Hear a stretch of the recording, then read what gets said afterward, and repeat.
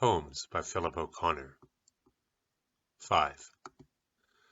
Captain Busby put his beard in his mouth and sucked it, and took it out and spat on it, then put it in and sucked it, then walked on down the street, thinking hard.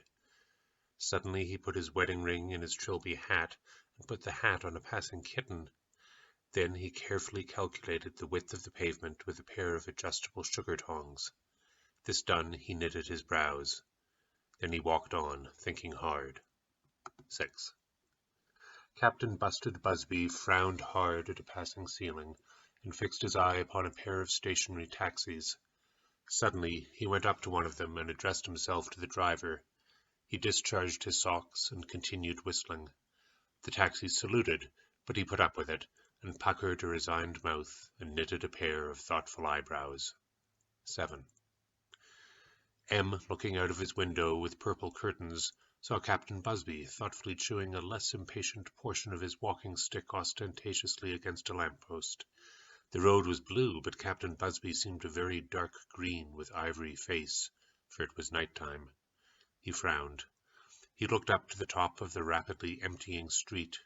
He cut his hair slowly. He looked at the bottom of the street. He made rapid measurements with a pair of adjustable sugar tongs. These he afterwards secreted in his trousers. He then flew into his friend's apartment through the willingly opened window. 8. Marcella waited for her lover outside a public house known to both of them. Immediately Captain Busby appeared holding a woman in his arms. This wasn't true, thought Marcella carefully, and was relieved to see that God had thrown a lamp-post at the captain, temporarily disabling him. 9. He arranged himself in sugar, and put himself in his bath, and prepared to breathe his last. His 4 bottles lay grouped around him. Do your duty in this world, and gather dividends from the dog thrown at you. Goodbye, my children. And he died. And they huskily nailed down his coffin, and put it in 10 feet of soil, and grouped around him, reading the will, for indeed and forever would he be to them just Dad. 10. Mother lay crying in the withdrawing-room, bitterly bewailing cruel fate, who, with a flick of his pen, had so completely shattered the even tenor of her ways, sobbed upon the brick platform, shaking her fist at every porter who passed, declaring cruel fate, who with a flick of his pen had so cruelly broken the even tenor of her ways. 11.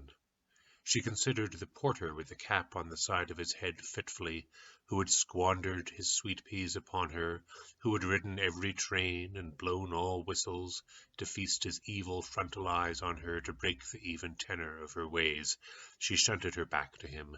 She put on her large black hat with insolent vulgarity, and deliberately smirked into his face. He was busy. He was doing his duty. He was doing his duty. He rattled the cans. He gave out composed answers to the back chat following his curt commands. He went on with his duty, forgetting that he had broken the even tenor of her ways. She walked thoughtfully upon a sugar-box, and would there and then have harangued the station officials to compel the attention of the porter.